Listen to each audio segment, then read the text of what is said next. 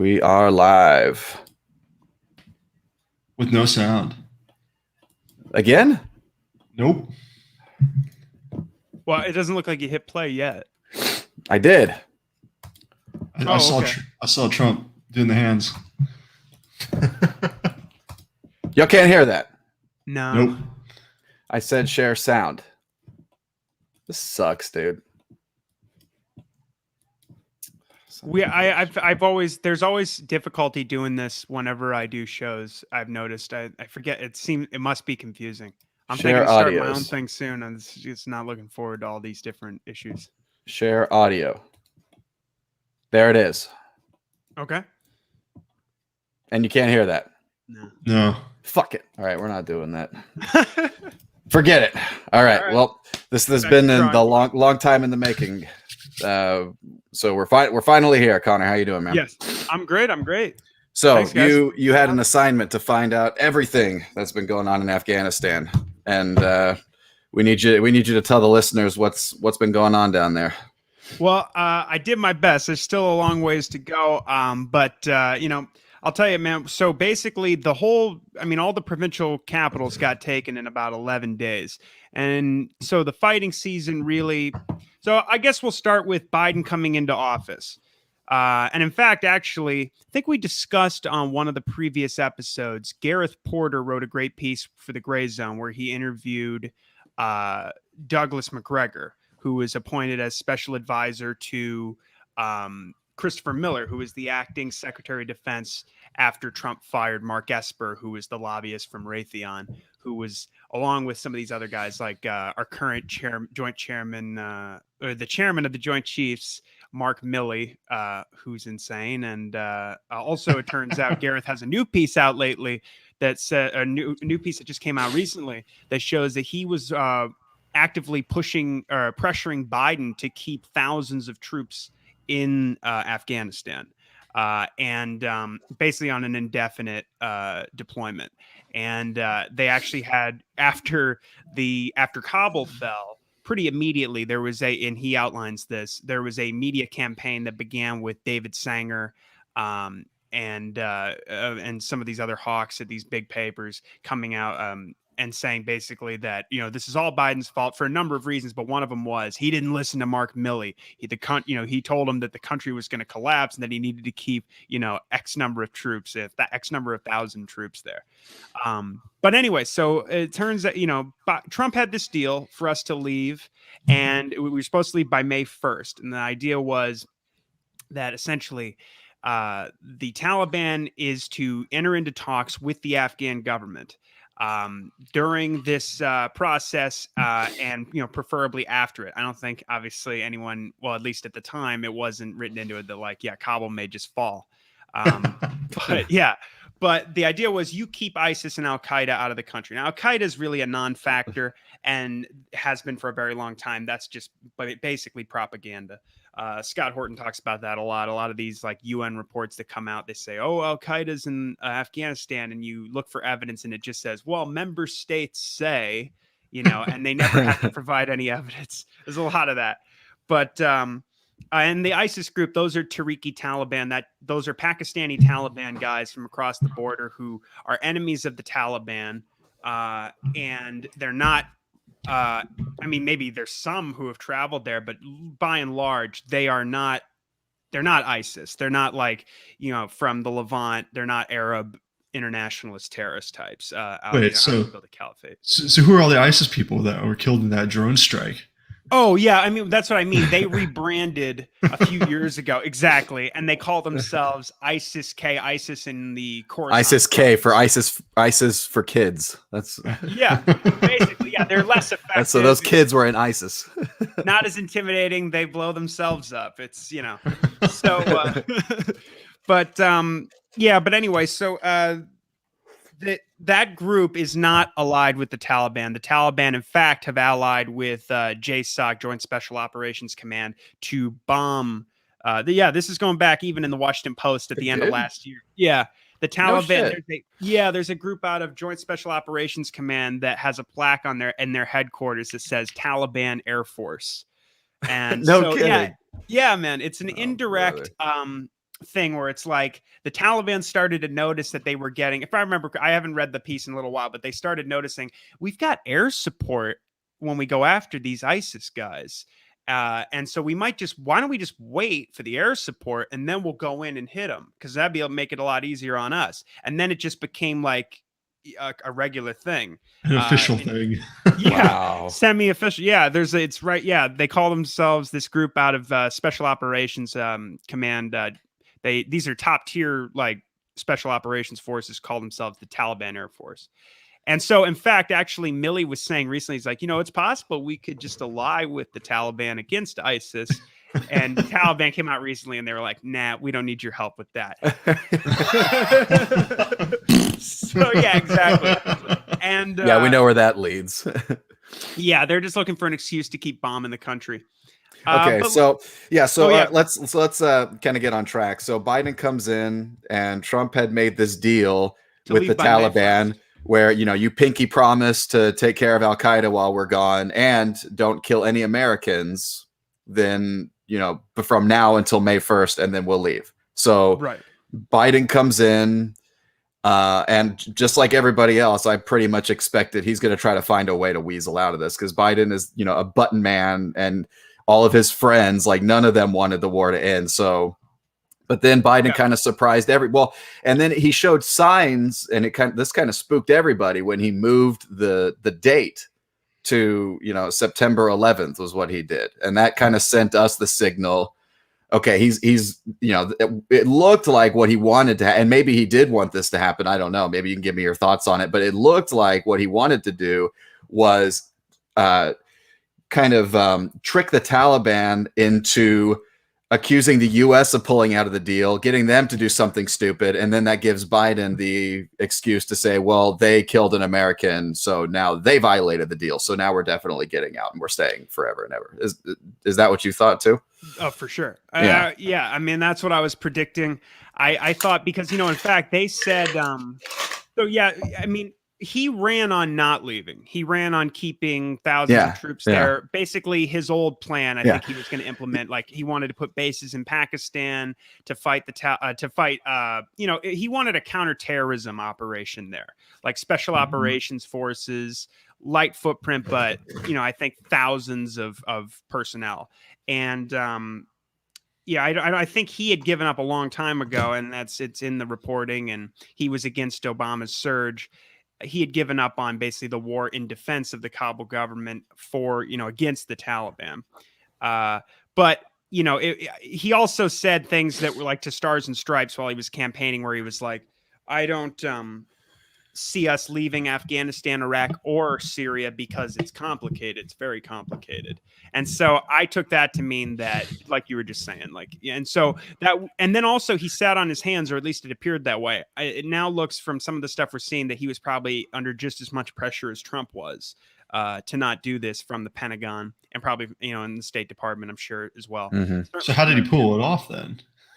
Well, he made the decision very late in the game in April, and I think, honestly, I will be interested, obviously, to find as much as anybody to find out exactly how that all worked. But it looks like he just said, like, no, and was adamant on this one issue to do the right thing, and so he extended the deadline. But what's interesting, though, is they had all kinds of contingency plans that were really unwise. Like, if you remember, they said that they were going to keep 650 troops, I think was the final number. This is before everything started crumbling and they started taking, provincial capital after provincial capital. And they wanted to keep the embassy open, and they turned it into a new military command led by a Navy Rear Admiral named Peter Vasily, I believe. And the idea was, John Kirby, the Pentagon spokesman, had come out and said, well, it's got 4 priorities we're looking at. We're going to protect the diplomatic staff, which was, the original ostensible reason for keeping any troops there. And then they said, and we're also going to keep troops to guard the airport. And they were working out a deal with the Turks to do this as well. Pretty much everybody else was leaving once they realized it was a real withdrawal. And Then they started saying, well, his third and fourth priority was counterterrorism and an advise and assist mission for the ANA.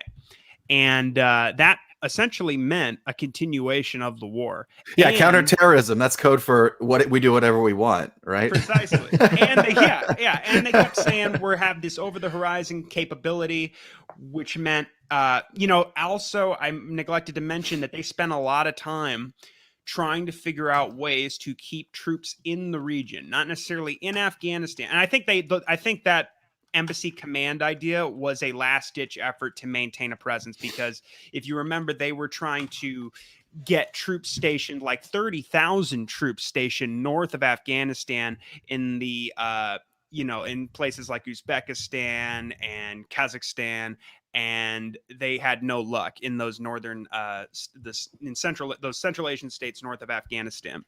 Would that be just to have something close to Iran?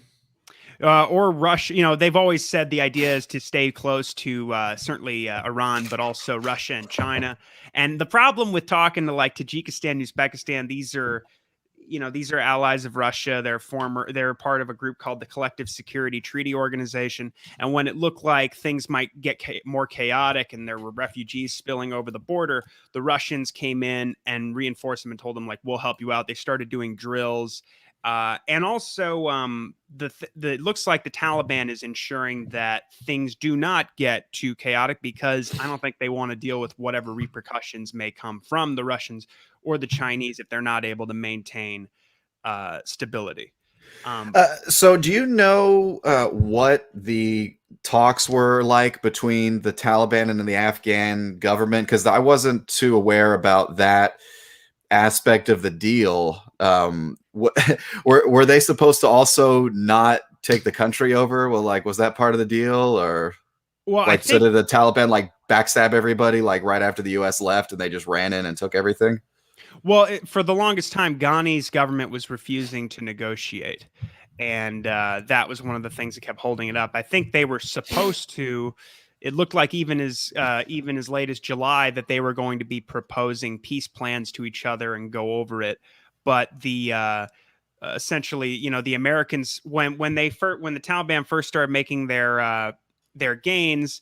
Again, the problem was, and I need to go back and learn more about this before I speak too much about it. But it was an issue from the beginning. In fact, that piece that I was referring to earlier by Gareth Porter, the one where he's interviewing Douglas McGregor, which was written, I'd want to say, in April of this year.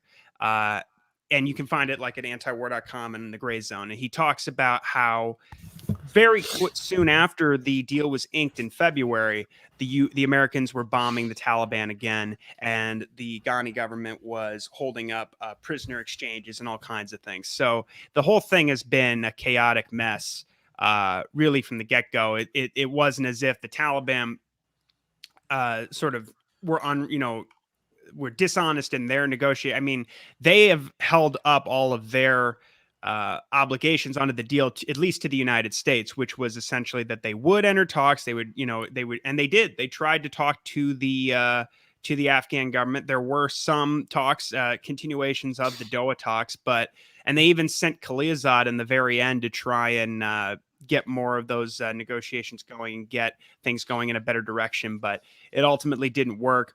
And also things got really chaotic right before they started taking all those provincial capitals, or around the same time, because if you remember, the Americans took heavy bombers and started hitting Helmand province, and they were bombing. They hit a clinic and a school and killed like 20 civilians, while the Taliban had them focused in the south. They were taking provincial capitals up in the north. So, and what time period? What time are we talking here? This is like, I want to say early August. This is early right August. when everything starts to fall, so to speak. Okay. But again, what's really interesting too about all this is, the Taliban took power in a coup de main with minimal casualties, as far as what we would have all expected. What's really disturbing is the worst massacres at the very end of this whole thing were American massacres. If you look at the drone strike in Kabul that killed that family of 10, including 7 children. Those ISIS-K members. Yeah, it's totally disgust. They're still lying about it, and they keep going, well, we're looking at it, you know. And the New York Times, and it looks like the New York Times actually is talking about it too. Interesting. They confirmed it. Yeah. About the about him being, he was with a California-based NGO. Yes, called Education and Nutrition International. I want to say it's based in Pasadena. Yeah, he was voting water into the back of his vehicle, and they're like, "Oh, those are bombs." Yeah, it was so ridiculous when you read the reporting, and they're like, "Well, they had these wrapped packages that looked heavy, so you know." And then they tried to bullshit it, like, "Oh, we thought there might have been some secondary explosions." So to us, that confirms that there was bombs or explosives in the vehicle, but all the journalists who went out there is like, this just looks like one hellfire explosion. Right. Yeah. And the family members, God bless them, who were coming out going, oh yeah, what are those 2 gas canisters we have near that didn't explode? How come this wall didn't come down? And I love the one brother who said, you have technology that can see ants on the sidewalk, but you couldn't see all these children in the courtyard that you killed. Just heartbreaking. They might have been suicide bombers. Yeah, exactly. Right. And also these were preemptive strikes, which is even more disgusting. So why do you think they did that? Just to give it a little background. So this happened, right? Okay, so America, they're still in Kabul at this point, I think, right? Yeah, this is toward the end of the evacuation. This is right at the very end when the planes are just leaving with people. And I guess there's all this traffic. There's all this traffic of cars, I think, going to the Kabul airport to try to get on the planes to get out. And one of the cars that was on the way there was blown up by a U.S. drone, right? Well, that's how I understand it, and also he was pulling into his house. I think there was reports. I think I read one from Al Jazeera. They were talking about he was teaching one of his kids how to drive. I'd have to go double check that, but something about how he was trying to teach one of the kids to drive. There were kids in the car. I also heard that there were kids running to the car. Yeah, drive a truck bomb, probably. Right. But to answer your reason why, I think it's just PR. Political. Like a bunch of Americans just died, and like 70 plus Afghanis died outside the airport, so they needed to act like they were doing something. So you think it was intentional? That's y'all's take. Yeah. You think this was intentional? Oh, I don't think they intentionally killed civilians, but we all know. I mean, that. There was a period infamously between 2012 and 2013, like a 5-month period where 90% of the casualties in the Obama's drone program were civilians or unintended targets. So this is just, part and parcel of the drone program. And also the strike that they did in Nangarhar before that, which again, I agree was for purely PR political reasons. Cause it's like, and then I'll get to also the attack at Kabul airport, but, they also hit a spot in Nangarhar province. They claimed they killed an ISIS planner and a facilitator, and they didn't give any more details. They said like, well, this guy was involved in it. He's a planner. And then we got one of the guys who was facilitating. They wouldn't give the names, right? No, that was basically all they gave. Now, Wall Street Journal had like an exclusive report at the time where they go, and I'm going to probably get the model name wrong, but they were like, oh, it was this R9X missile that's like inert, and it shoots out these blades that minimize civilian casualties. They just shred the target so that it makes it extra precise. And we got video footage of a hole in a house, and they were talking about just the destruction. They got 2 of these targets and injured one other one, and they go, and 3 people were injured, including one woman. And it was kind of vague. And I read on CNN today reporting, forget what the date was, might have been from late August or early September, where they were saying actually at least 3 civilians were killed. And they said it was a man, a woman, and a child who were killed. And also they said the rickshaws were on fire. That was a quote from the thing. And they said they also had footage. So I don't know exactly what to make of all that, except that again, that doesn't look like it's what they said it was at a minimum. I mean, they don't have much of a record for telling the truth. No, of course not. And now we're getting report. We are, CNN is at least saying that there are civilian casualties, people killed, including a woman and a child. So, and then the other thing, and then also I encourage people to look up. Will Porter has some threads about this from Conflicts of Interest. He has some great threads about this on Twitter. Caitlin Johnstone has written about this, as has Moon of Alabama and Joe Loria. It looks like from a lot of from quite a bit of eyewitness testimony. And I believe it was I want to say it was a BBC reporter who was doing on the scene interviews at the time. But it's looking more and more like, and Scott Horton talked about this on Dave Smith's show recently, that the Americans may have been responsible for the majority of the deaths at the attack outside Kabul airport. The Americans and the militiamen in the towers were working with the CIA and probably some allied soldiers. And there had been somebody who I believe fired a shot at the outside one of the gates at the airport days earlier. And they said immediately American and allied troops and even some ANA people who were still working there shot back. So it sounds like people were pretty anxious and on hair trigger kind of,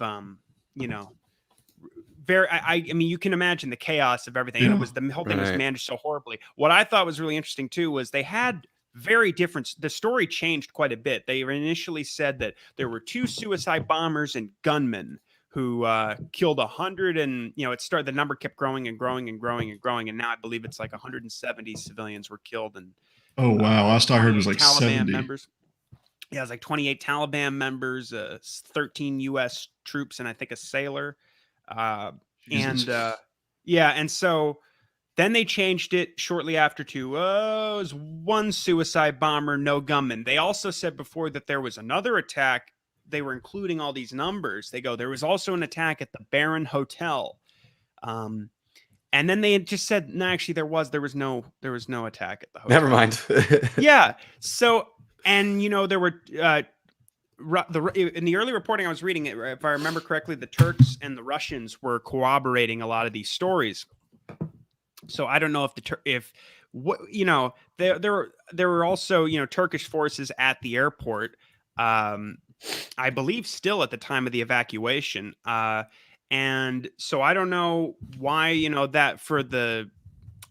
if they were cooperating on trying to mitigate the chaos that could be caused if it was revealed too soon that, the U.S. troops and their allies were responsible for these deaths. But there was an eyewitness testimony. They were talking about how so many of these people have been killed with bullets.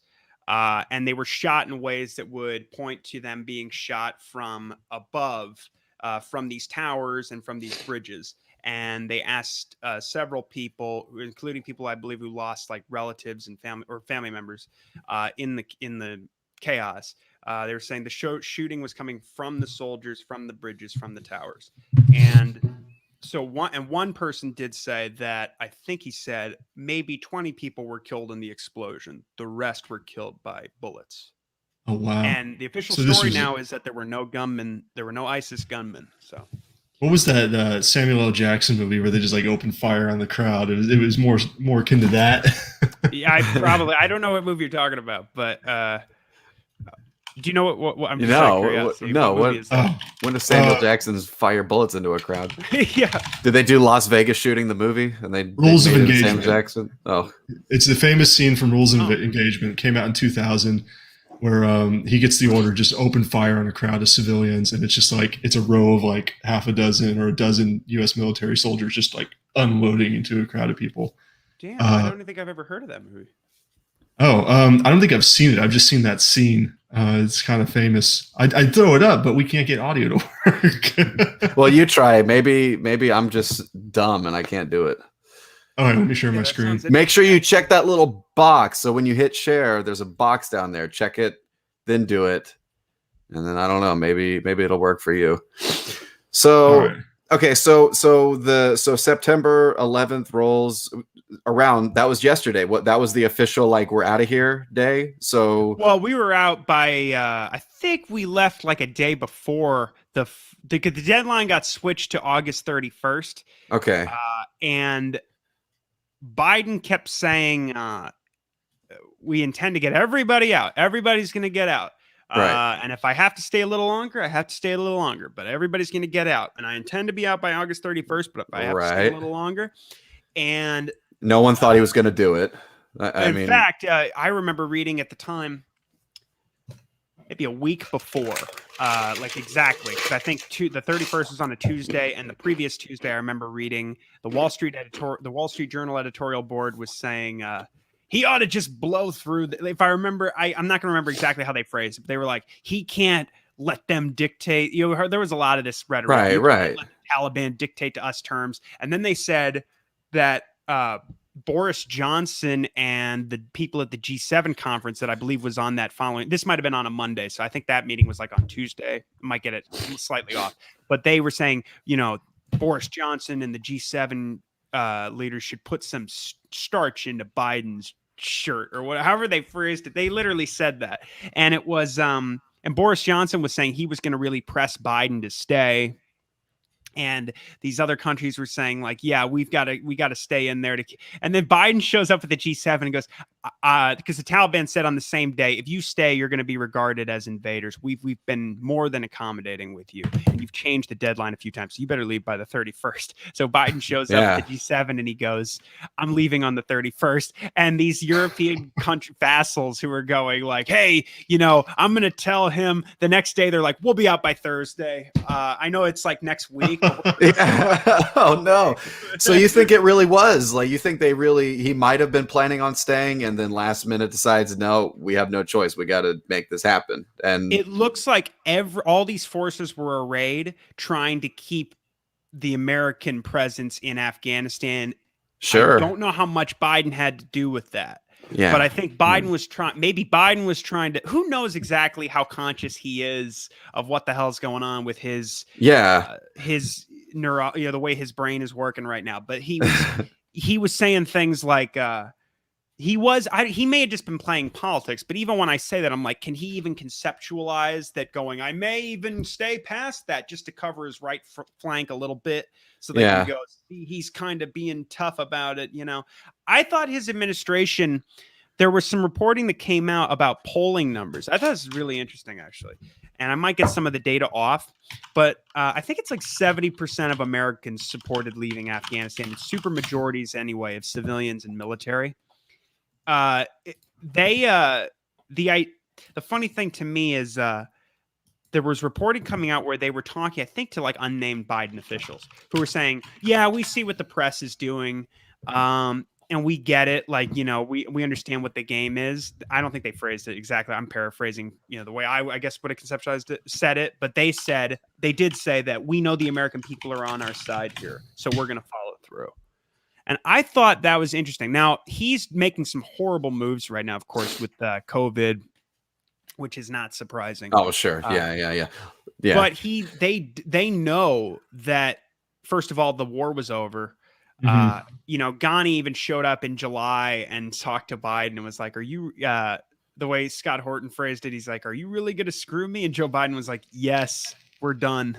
We're not backing up your government anymore. Yeah, so it looks like we got closer and closer and closer to when the deadline was arriving, and it looks like the media kind of brought everybody into the fold when the Taliban, started taking town after town. I think that's when it kind of showed up in the news. Like that's when everybody started paying attention, was like, oh my God, the Taliban's taking over. What do? We have to somehow tell Biden, stop, like, because the Taliban are taking over everything. We have to stop and keep everything in there. And then that was kind of what everyone was waiting for. Let's find out what Biden's going to say. And so he's going to address the country because he's on vacation. I guess he just picked.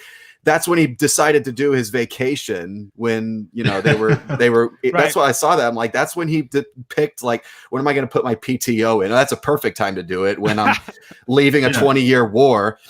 So I don't know. That was a little interesting. Maybe he deliberately did that. He kind of just wanted to hide from the news. But anyway, he gets on a plane and comes back. That might have been, if that was the plan, that was smart, because I think at the time I think all of us who wanted to see the war end were just glad to see a president, even if it was this scumbag. Not that we had, they've all been scumbags. Of course.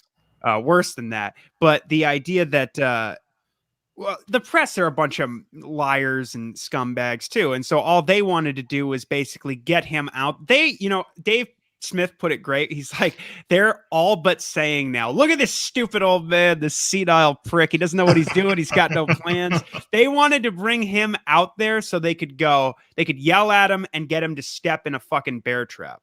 You know what I mean? Like rhetorically, so that they could use that against him.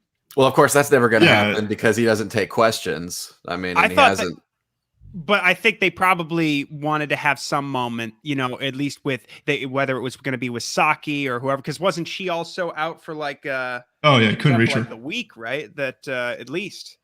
And I remember people freaking out about that too. Like, you're not going to talk to the White House. And I think these people are all. I don't think the government. I'm an anarchist and anarcho-capitalist. So my feeling at the time was, it's hard for me to go, I can't believe they're not explaining it it's like they just took well over $2 trillion from you and killed hundreds of thousands of people in this, feudal war backing a Potemkin regime that just fell in 11 days and they rearmed them.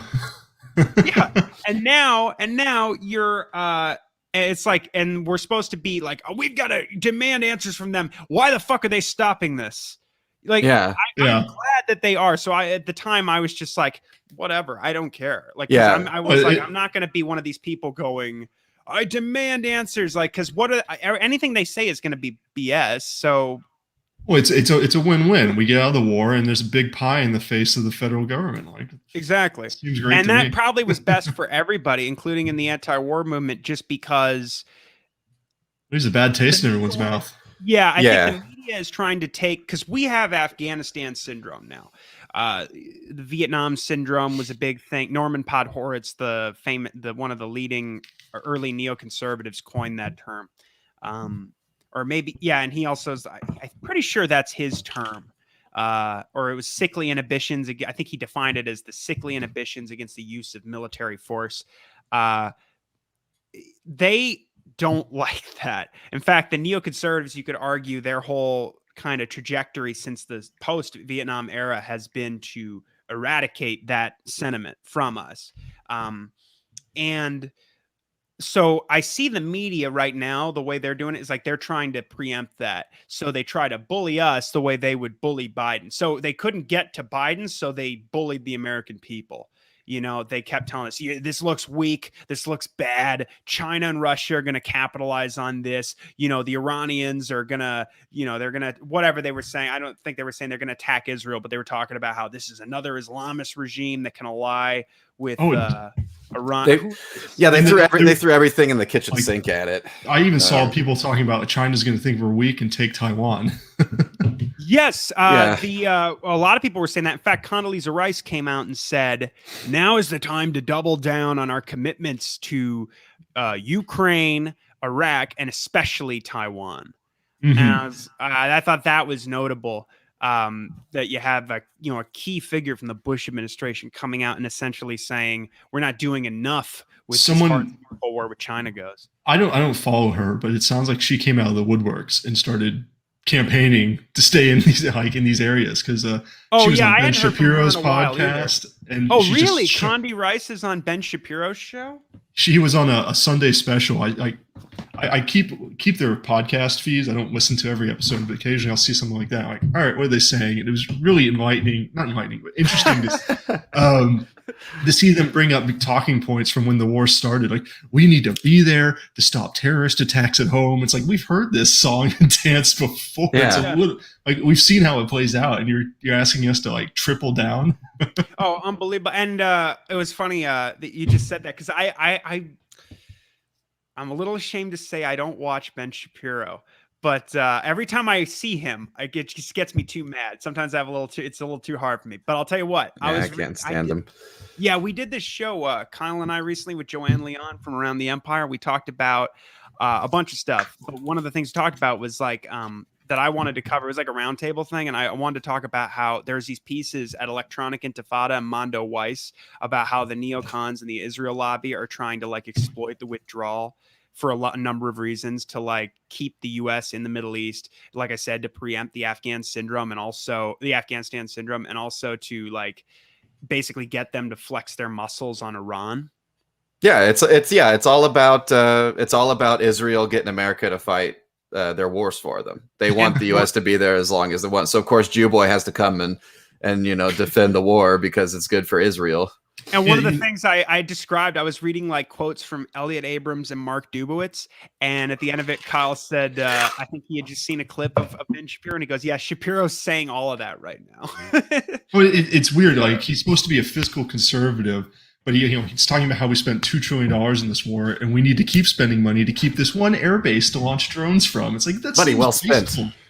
It's just it's money well spent, Nick. It's hard to say you don't want free medical care or get free for the country, but you're willing to spend all this money on war. It's like, well, can't we just stop the war and give them that? Wouldn't that be a better allocation, even if you can make an argument against both?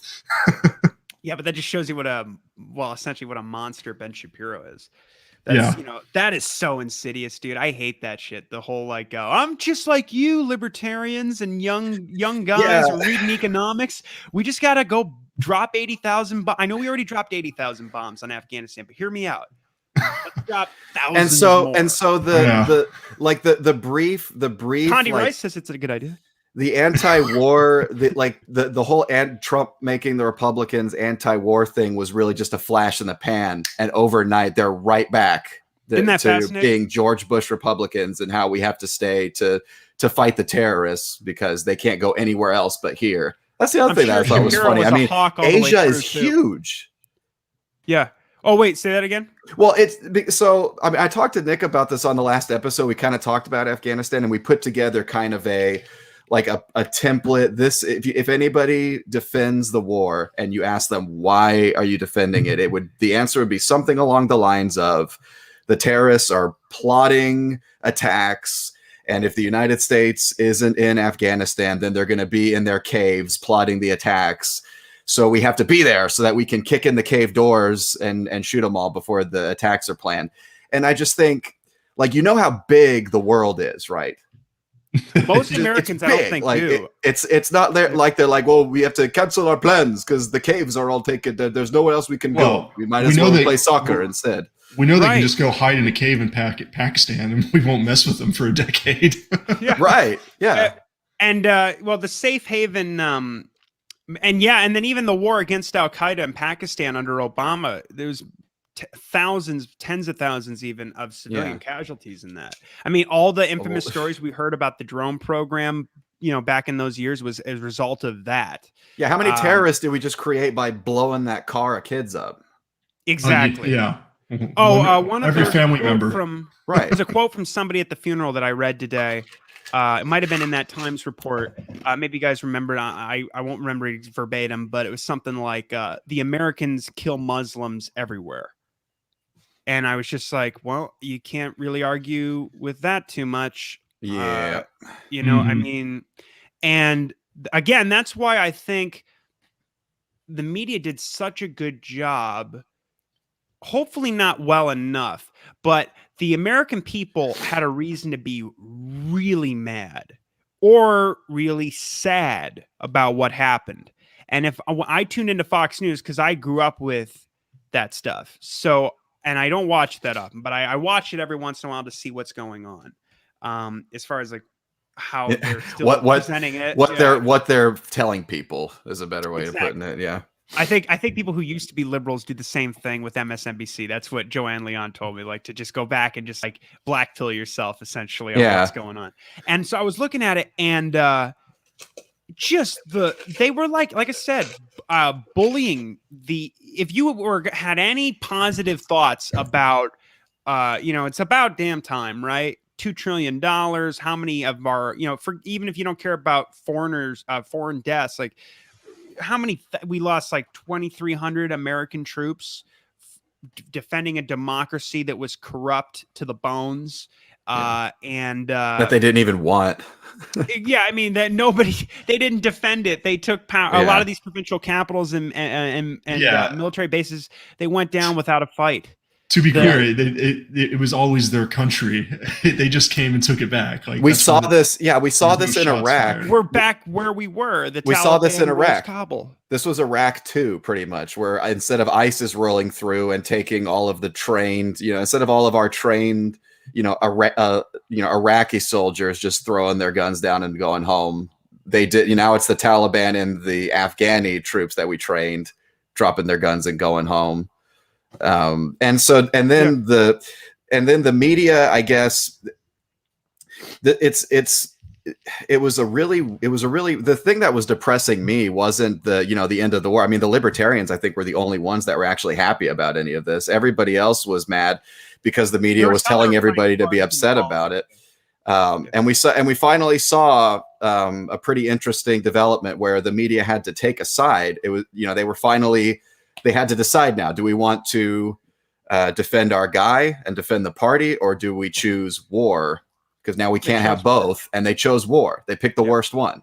Well, which I think is great on some level, because it makes it that much. The mask came down. The mask came down. Now we know that they didn't really care about Biden that much. His usefulness has run out.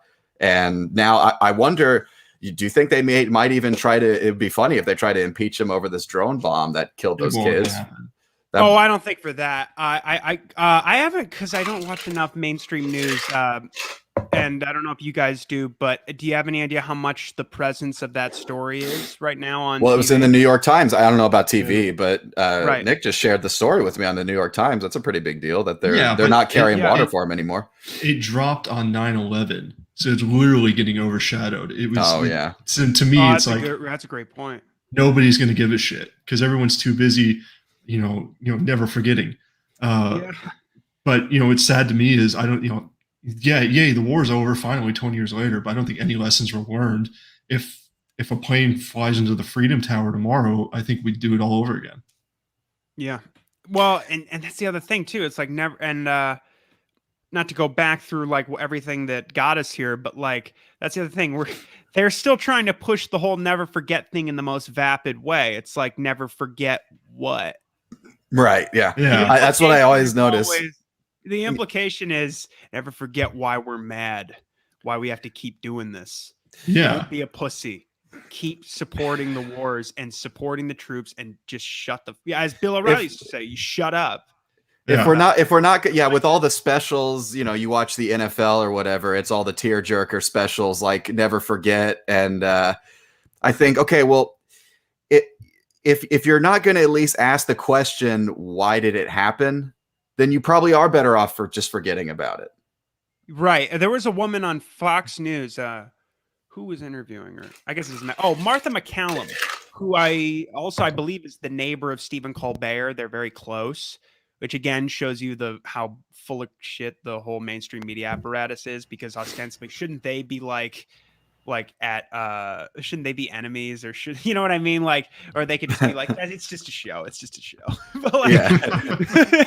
But she was interviewing two women who lost their brothers on 9/11. And she goes, they both were, I'll just say it. I'm sorry. My dad nearly died on that day. And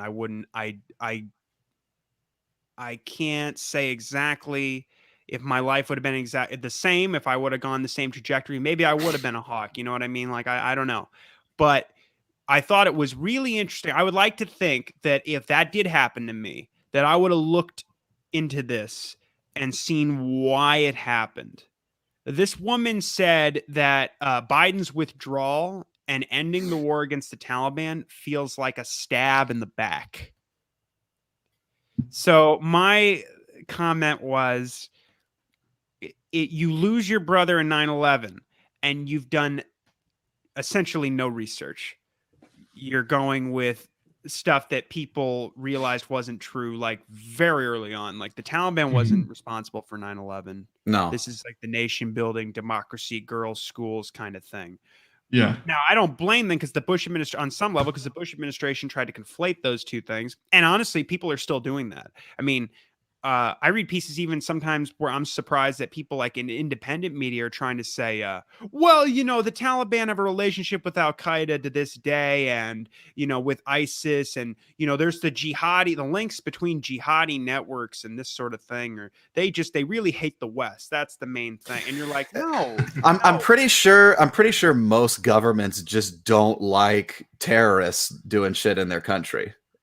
Like, yeah, I mean, some of them like doing it in other countries. I mean, one of the things was the Saudis started paying Al Qaeda millions, and who knows at this point how many, it might be more than that, but they were paying huge amounts of money and protection money to Al Qaeda to stop them from doing attacks in their homeland. This is after like the Khobar Towers attack that killed, I think, 19 U.S. airmen in their barracks, and they attacked a Saudi National Guard training center and killed, I think, 5 Americans. And the Bill Clinton administration lied about that Khobar Towers attack, which was at least admitted to, I think, to Abdel Barry Atwan, if I'm remembering my Scott Horton Fool's Errand Enough Already stuff. Abdel Barry Atwan was this British Palestinian editor of Al-Quds Al-Arabi who interviewed a lot of these guys, I think especially bin Laden. And he and Khalid Sheikh Mohammed, I'm pretty sure, took credit for that attack. But Bill Clinton, and I think if I remember, I think he explains that I don't remember if maybe I heard it on a Scott Horton show episode, but I'm pretty sure that there was a dispute between different like bureaucracies where some people were like, this is Al Qaeda. And I think the CIA ended up going with, I want to say it was the CIA that ended up saying with the Clinton administration that, no, this was, Iranian-backed Saudi Hezbollah, which doesn't exist. So they blamed it on Iran. Right. Yeah. Yeah. So the idea being you're bombing airmen stationed in Saudi Arabia who are, bombing Iraq, Iran's main enemy, and Iran wanted revenge for that. Which doesn't make any sense. And it also would have given us an idea that you need to get out of Saudi Arabia because there's these terrorists who want to kill Americans to get us out of there. And maybe next time it'll be an attack on the homeland. I don't know. Yeah. So like, I'm not taking a position on 9/11 really quick. I just want to give a disclaimer. I'm just saying that's the official story. Like, yeah, never forget the people who died that day, but never forget the lessons learned afterwards. Like, this is not how you react to a terrorist attack. Like if it was more surgical, if we had just gone in and killed Osama, just killed him in Pakistan, where we probably knew he was for the longest time, and that was it, we wouldn't be talking about this today. But instead, we invaded 2 countries and we'd stayed there for 20 years and spent trillions of dollars and we made the world no better. Yeah, in fact, we made more enemies. For sure. Now we're less safe today.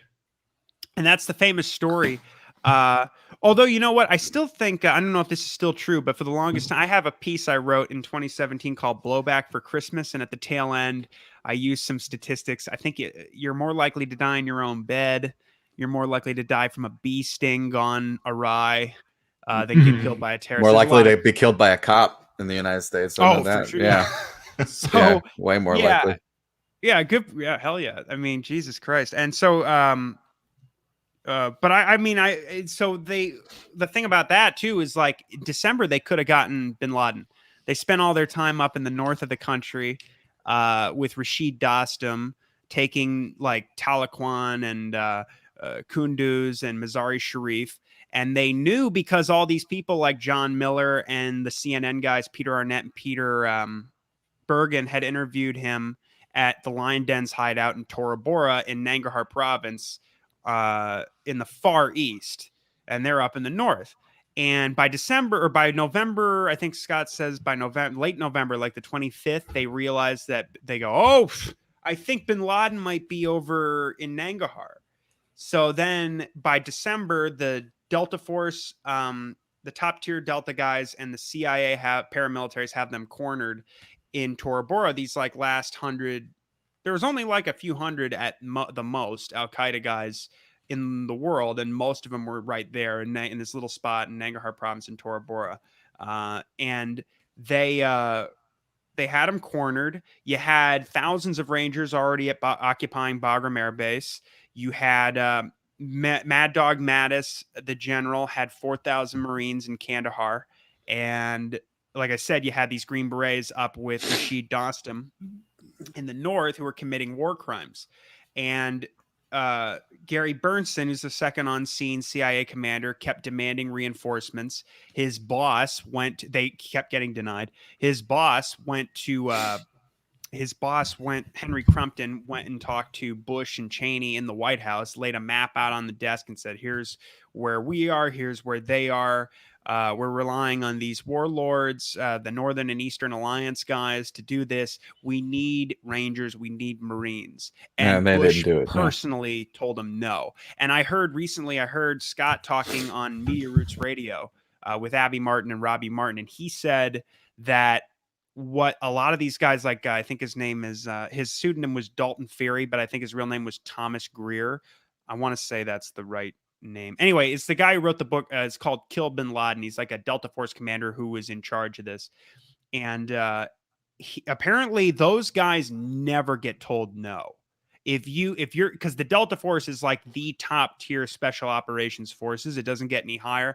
And this is like SEAL Team 6 level. It's like them and SEAL Team 6. So if they ask for any assistance, any accommodations on their missions, the answer is essentially always yes. So the fact that they said no to getting Bin Laden suggests that they wanted him to get away, right? Or either they wanted it, they like him getting away. Like the theory, which makes sense, is if we get Bin Laden now, then everyone's going to be asking us why we're still there, and we never intended to leave. This is a jumping off point. We wanted to be here. Exactly. And let's back up a little bit, because I talked about this with the episode we had with Horton last year about how kind of an ex-operations guy for the CIA was saying that that they actually they wanted the US to get Bin Laden, but there was either a mistake in just kind of a miscommunication between what they were trying to tell them. It was this weird, bizarre, find out the war maybe didn't even need to happen. Like, for sure. Kind of tragedy, like this 20-year war, 2 trillion, over 2,000 dead, all these dead people. And it turns out that, the reason they went in was, it might've been because they just didn't understand what the Taliban was trying to tell them. Like, like get Bin Laden, but we can't have anything to do with it because it goes against this honor code we have about giving up guests of the country. So, Bearden, I know the story. Milton Bearden was the CIA station chief in Afghanistan during Operation Cyclone, during the 80s war against the Soviets that Carter and Reagan did. And It's important to note, just as a brief aside, 6 months before the Russians invaded Afghanistan, Carter signed that finding to the CIA to authorize the beginning of covert aid. Eric Margulies and Andrei Sakharov dispute whether or not that's why they invaded, because Hafizullah Amin was way out of control, committing, destabilizing the country and provoking civil war. So they shot him and killed him and replaced him as soon as they got in there. But Robert Gates and I think Brzezinski and Robert Gates have boasted about how we got this. We're the ones who got them. We gave them their own Vietnam, and that was the plan. And so by the 90s, you had Egyptian Islamic Jihad and what was called the Afghan Services Bureau, which is Abdullah Azzam's group that Bin Laden took over. Because I think he got assassinated. I forget when, but Bin Laden and these guys start merging in the early 90s. Zawahiri, who's now the leader, he's been the leader of Al Qaeda essentially since Bin Laden died. He's in Pakistan. He has a podcast, and he for real. And wow. And poser.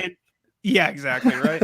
And he goes, so they killed Rabbi Meir Kahane, and I think that was before the 93 World Trade Center bombing. This is a guy who's a radical Zionist who it's the Kahanists, they're called. He has a lot of influence still in really sort of rabid Zionist parties in Israel. And his whole thing is just, cleanse the West Bank and take it. Anyway, they killed him, I think, in New York. It was in New York, I forget where. And then they did the World Trade Center bombing. There was a bunch of failed plots, like against the Lincoln and Holland Tunnel and the UN building. And long story short, they hit the after those 2 attacks I discussed in Saudi Arabia. They hit. You'll remember the dual embassy attacks in East Africa, in Nairobi, Kenya, and Dar es Salaam, Tanzania, and they told Abdel Bariat that they hit those embassies because they house a large U.S. Those cities house a large U.S. military presence. Their governments supported U.S. action in Iraq and had close relations, I believe, with Israel. And so that's all. Those are their priorities essentially at the time. And so after that, the Americans told the Taliban, we're going to hold you responsible for any other attacks, any future attacks that bin Laden and his guys pull off. So at that point, the Taliban tried to get rid of him as much as they could. And that's what Milton Bearden's talking about. He said that they said to him, to the Americans constantly, he's out of our reach. He's out of our control. He's out of our control. We don't know where he is. Yeah. One representative, Scott has a footnote for it in Fool's Errand, where one representative outright tells them, you can come and assassinate him. Go kill him. And they said they wanted him dead. Wow. Mullah Omar hated bin Laden. He thought, oh God, this guy's going to get my regime blown off the face of the earth, which is what happened. Yeah. And he said, there's the guys that Scott cites, Felix Kuhn and Lichtenstein, or I forget what their names are, but these guys wrote a book called An Enemy We Created, which is all about how the myth of the merger of the Taliban and Al-Qaeda. He says Mullah Omar and bin Laden are from different worlds, different customs, different agendas, different beliefs, and there's no evidence of any joint cooperation. In fact, the Taliban had an Uzbek spy who got word that there was an impending strike on America in the summer of 2001, and they sent their relatively moderate foreign minister named Wakil Ahmed Mutawakil to warn the Americans in their embassy in Peshawar, Pakistan, and I believe at the UN, that there's a strike coming. Be ready. We don't have the details, and there's no evidence that they did, but they said, something's coming. And Bush, to your point, ignored 40 presidential briefs mentioning Al-Qaeda before the attacks. And by March of 2002, he was saying, I don't think about him, bin Laden. He was saying in press conferences, I don't think about him any much. I'm not that concerned about him. Let me repeat, I'm really not concerned about him. At least he was being honest at that point, probably. Yeah, I guess. And you know what he was saying too, because you have to reread those quotes. That video is amazing. I can't find it on YouTube anymore, but Scott has the whole quote in both Fool's Errand and Enough Already. And he says in there, he goes, bin Laden's network has been destroyed. He has no way to train his Al-Qaeda killers anymore. And then he lies and he says that he controlled the Taliban government and he was running Afghanistan, calling shots and all this bullshit. But he did say essentially that he said outright that bin Laden is no longer a threat. In 2002. Yeah, it's crazy. Can y'all hear this? There's a lot of it here. No. Y'all hear this? I can't hear it, unfortunately. Okay, drop it in mine. I'll see if I can share. Okay, let's see if you can do it, because I want to play stuff like but this. It's such a good clip. I wish they had the full one, but you'll hear a lot of it. And if you want, I can read the whole quote. I have the books here. Give me just a second. So while he's pulling that up. So we're waiting for Biden at this point to make an address where he's and what I thought he was going to do, or what I was afraid he was going to do, was then go to the American people and explain, things have gotten out of control and we need to send troops back in to get it back under control so that we don't waste all of the gains that we made. But it turns out they decided to tell their speechwriters this time, we're actually going to defend this move. So we need you to give me a nice anti-war flowery speech. And that's what they gave him. And he's kind of surprised everybody with a pretty non-interventionist, how long do we have to be here? So Biden sounded like Ron Paul for, 5 minutes or whatever. When he was talking about Afghanistan. Yeah. I agree. Yeah. I agree totally, Right. Because then he had to, it's so sad. It's like this, it's what you have to do in America. He goes, at the end of it, he goes, "I'm still gonna bomb him." Still going to bomb them with the over-the-horizon capability, and we're going to have to go after Somalia more and Syria more and Yemen more. Right. Yeah, and so China. So, but you're right. I mean, I wasn't expecting that, but again, that was parts of that nice. were very good. Wasn't His it rhetoric nice on to? Pretty good, man. It was nice. Like, it was nice to hear. Like, I never thought, Biden would ever say anything that I liked, except for just, goofy stuff that it's funny to see Mr. Magoo screw up on TV. But yeah. Hey, in the room. Nick, hit this. Let's see. Can y'all hear it? No, I hear something, but I hear it coming out of your speakers. Okay, so it's not just me. So there's got to be there's some setting or something. Sorry, folks, this is the first time we've done the live, stream or whatever. We'll figure it out. We'll get all these bugs fixed and everything. But I can read the quote if you like. Yeah, go for it. Yeah, but you have to do it in a Bush voice.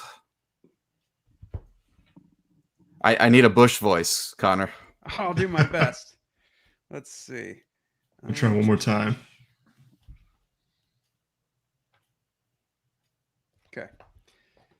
So this is from Enough Already by Scott Horton. He says, at a press conference in March 2002, President Bush virtually outright confessed that he had called off the operation and allowed bin Laden to escape. Question. Mr. President, in your speeches now, you rarely talk about or mention Osama bin Laden. Why is that? Also, can you tell the American people if you have any more information, if you know if he is dead or alive? Final part, deep in your heart, don't you truly believe that until you find out he is dead or alive, you won't really eliminate the threat of, and then Bush interrupts and goes, deep in my heart, I know the man is on the run if he's alive at all. Who knows if he's hiding in some cave or not?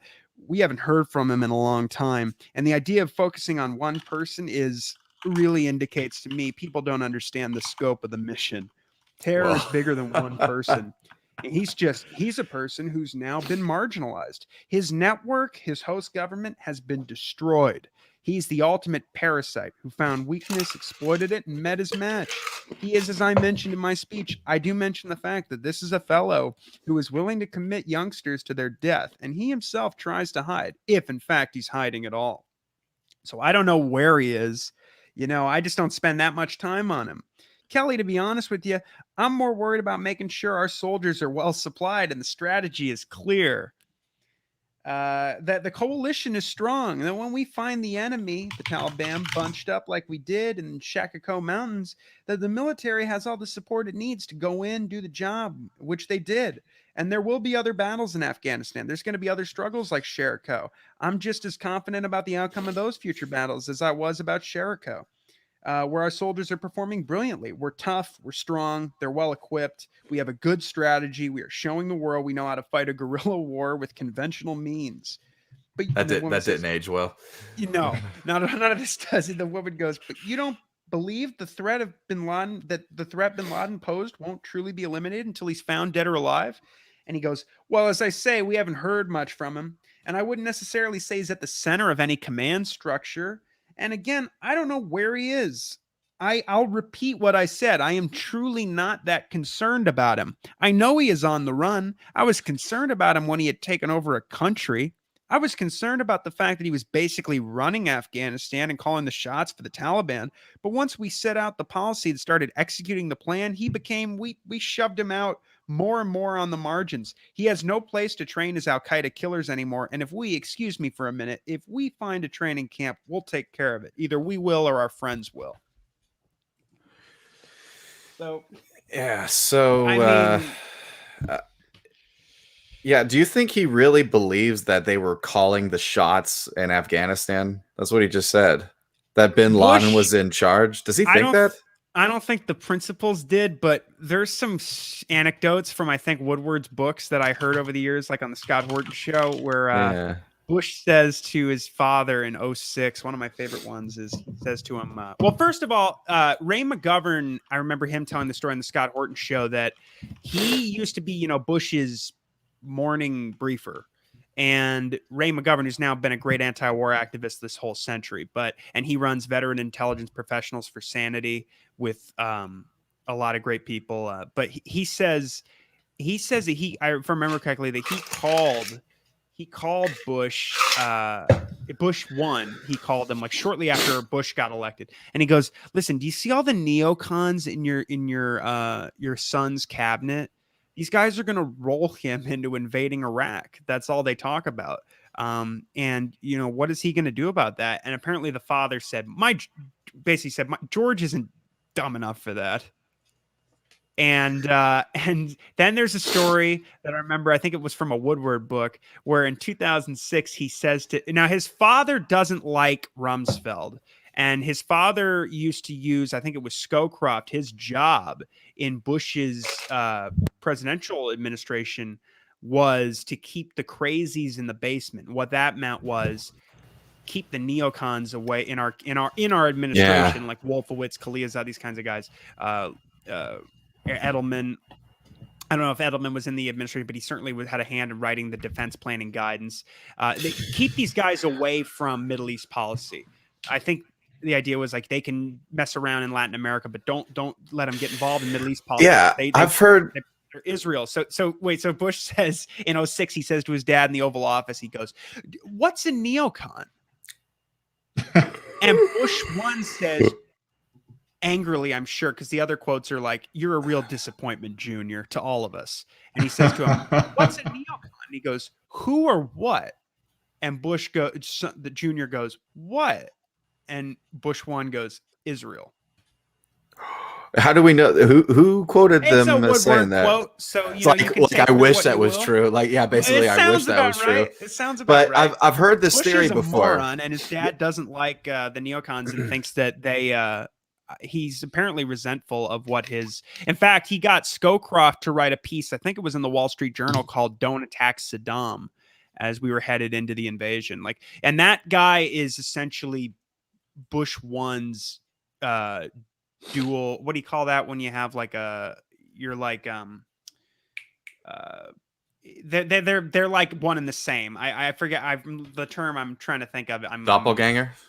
No, it's more like well, they're not that they look the same. They essentially represent each other's interests. They're I can't think of the right term, but Scowcroft was speaking for Bush when he said that.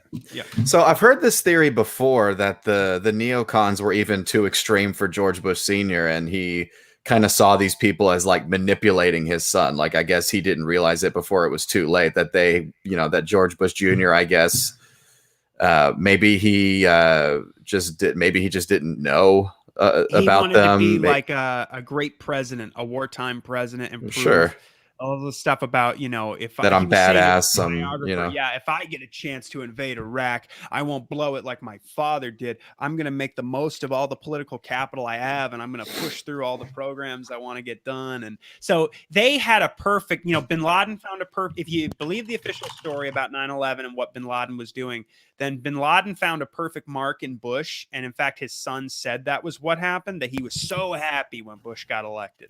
He was watching the results and he goes, "This guy's perfect. I can attack him. He's a cowboy." Yeah. Yeah. He'll break the bank and spend money and break the country. And they knew they had the perfect guy. And I think the neocons saw the same thing, because here's a guy who's dumb. He wants to by the way, the famous story is apparently Cheney told him, he's like, "How should I get from my defense secretary?" And he goes, this is even in that movie Vice with Christian Bale. He goes, "Well, you could get Rummy, but your dad hates him." And Bush was like, Junior was like, "Great, let's get Rummy." And Rummy was tragedy. He was even more in bed with the neoconservatives. Hey, let's try this one more time. Hey, Nick, is this going to work, dude? Nick, is this going to work, dude? Is he coming? No. Wait, you turn it up a little bit? Oh, unfortunately, no. I think we're just hearing it out of your speaker. Sorry, guys. Oh, it's all good, man. We can put the link in the description and everything. I think, if I knew how to do it, I'd try it with mine, but unfortunately, I'm sure it might even be the same thing. We can figure it out next time. Unbelievable. So. Okay. We just got this. That was a mistake. Oh. Are you using Chrome? Me, I'm on Mozilla. I'm losing my internet. It tells you if you're not using Chrome, this isn't going to work. So hang on, guys. Technical difficulties. Tab. Is it share? It'll tell you if use Chrome if you'd like to share audio with your screen. Oh, okay, yeah, it just says share screen or share video file. I don't have the file, unfortunately. Yeah, I opened this up in Mozilla, so that's probably the issue. But if people can find it, that the full clip is it's very funny. He's like really annoyed that he's keeps getting asked about bin Laden, and it's only March of 02. He's genuinely frustrated with the press. Like, get off my case. Like, I don't even think about the guy. He Like, handed he's not on handed Obama not, an easy win. yeah. It's just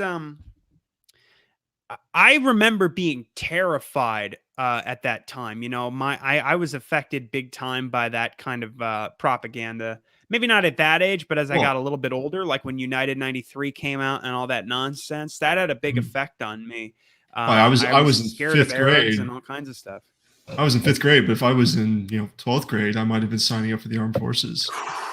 Yeah, I worry about kidding. that. We Somehow lucked I don't out think there. I would have done that, but I also I wasn't military age until I had already like started to be at least questioning this stuff.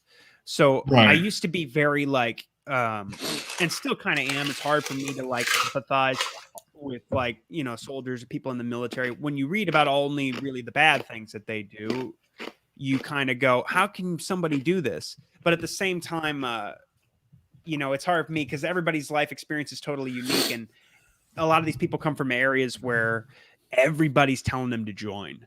And if you've ever bumped into a recruiter on any level, which I used to when I was in high school, and they'd send the Marine in to tell you you're a loser, you can't do push-ups. And I say to they just like, oh, we'll have Marines teach the gym class today. And they're just like screaming at students, like and trying to like, basically bitch you out into like being like, I'll prove it to you, man. I'm gonna join the Marines. Like, it would have been easy for me because I was already on the football team. I could do the pull-ups, I could run. Like, sure. It's like I just needed enough motive.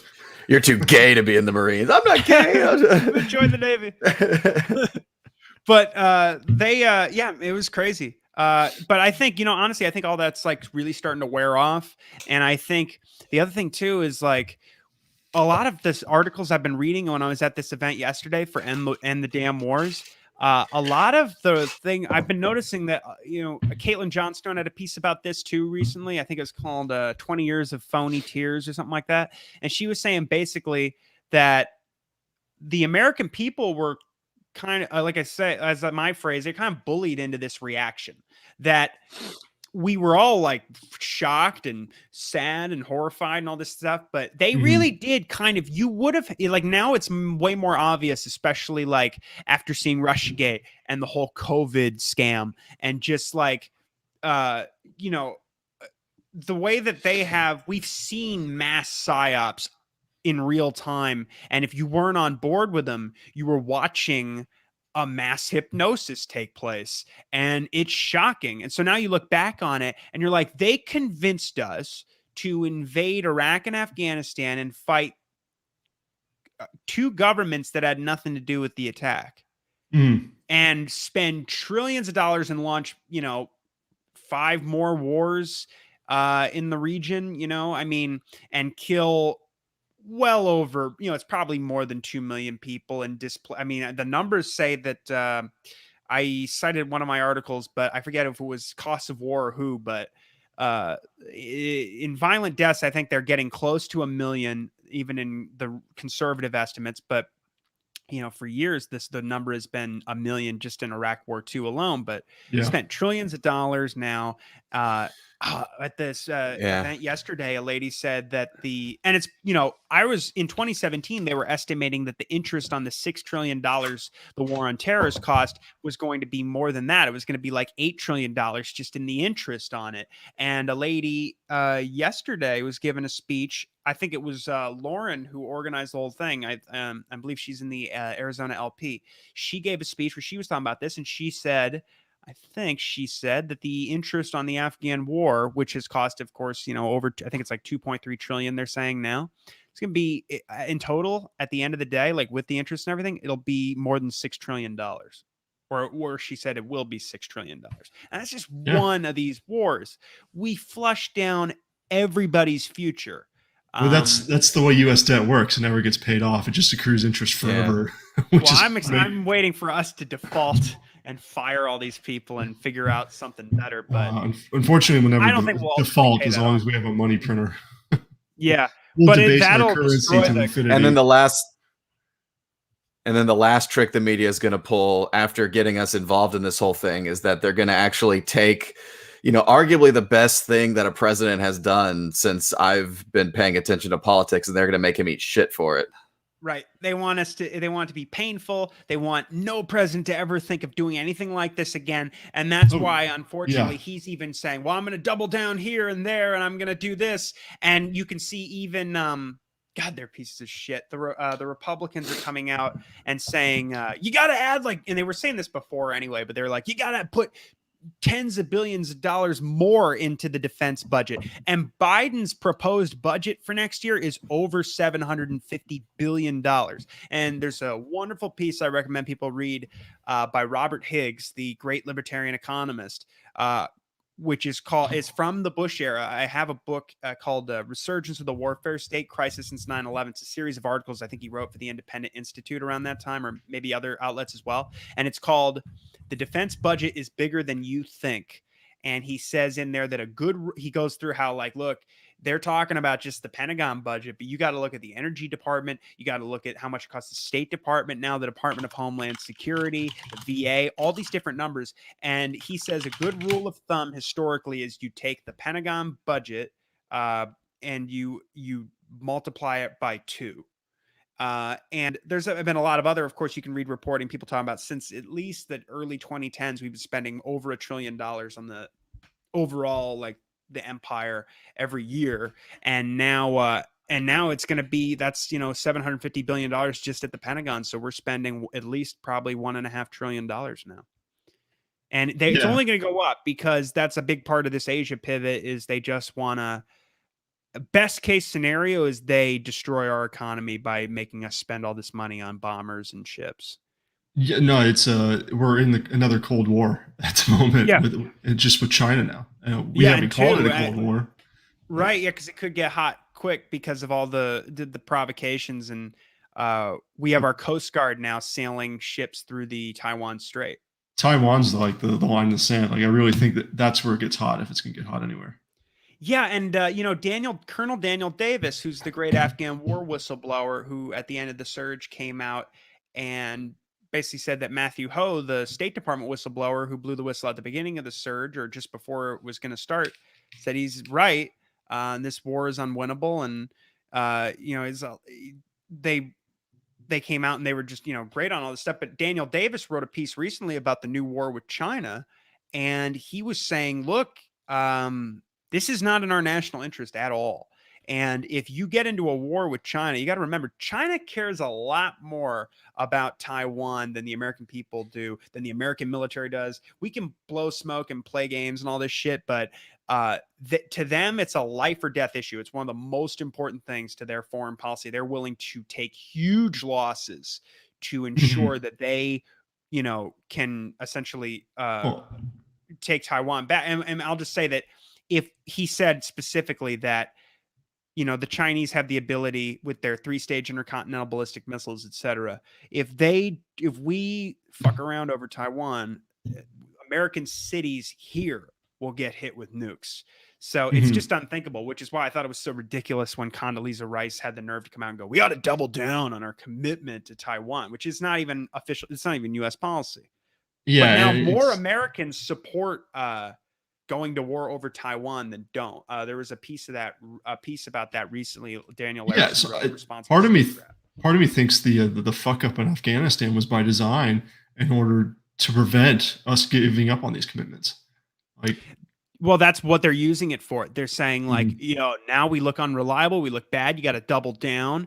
Bennett came in and said, you better not. Naftali Bennett, the Israeli prime minister, the guy who replaced Netanyahu, came in and said to Biden, better not leave Iraq and Syria. And there was lots of reporting. I think at Al Monitor, Ali Abdullah mentioned this in his piece, that they were saying unnamed officials, I think intelligence officials, were saying that Bennett's gonna mention to Biden that if this is part of a pattern like of withdrawal from the Middle East, it's going to lead to a disaster, and that you're basically emboldening terrorists and Iran and these sorts of things, and like you've got to flex your muscles on Iran. And I think that is what the Israelis are going to use it for. In fact, the threats against Iran are now really starting to step up as well. I just did a show about that with Kyle. I think probably my next piece might be about that because it's looking more and more. Blinken just came out and said that it's looking more and more unlikely to him that we'll get back in the Iran deal. And if that's the case, then it makes conflict not inevitable, but more likely than it would be otherwise, significantly more likely.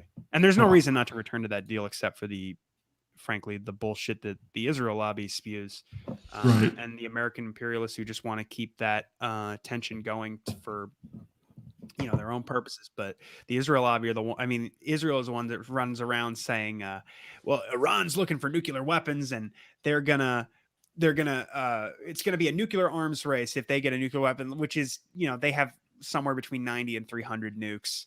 It's the biggest joke ever. And Iran has never been shown to be seeking nuclear weapons. And yet they keep attacking them and attacking their nuclear facility. And the Iranians increase the enrichment of uranium as a negotiating tactic every time they do it.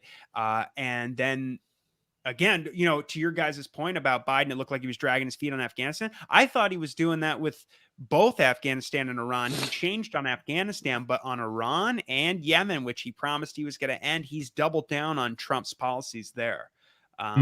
And it is not looking like he's going to return to the Iran deal. And it's not looking, and Yemen is just as bad. It's almost everything. Only changes he made were rhetorical, it seems like, at this point. So the media definitely they loved the dudes hanging onto the planes. So Biden, he makes his speech, and then for just 24-hour news coverage, the media is looking for horrible footage of the retreat to show to everybody. And the most famous one was this guy who grabbed onto the plane. This genius thought that he could hang onto the plane, and I guess he was so desperate to leave because he was helping the Americans. Do you know a little bit more about Nick? Nick knew a little bit more about it. I knew one of them because there was like 4 people, but one of them was just a young teenage soccer kid. Right? Yeah, and like his brother's like, "You got to get out. The Taliban will never let you play soccer again." So like, he's like, "My life as I know it's going to end. I'll never be able to play soccer." So he just desperately held on and fell to his death. Like a 16, 17-year-old kid. I think I wondered about this, and I don't know how true this is.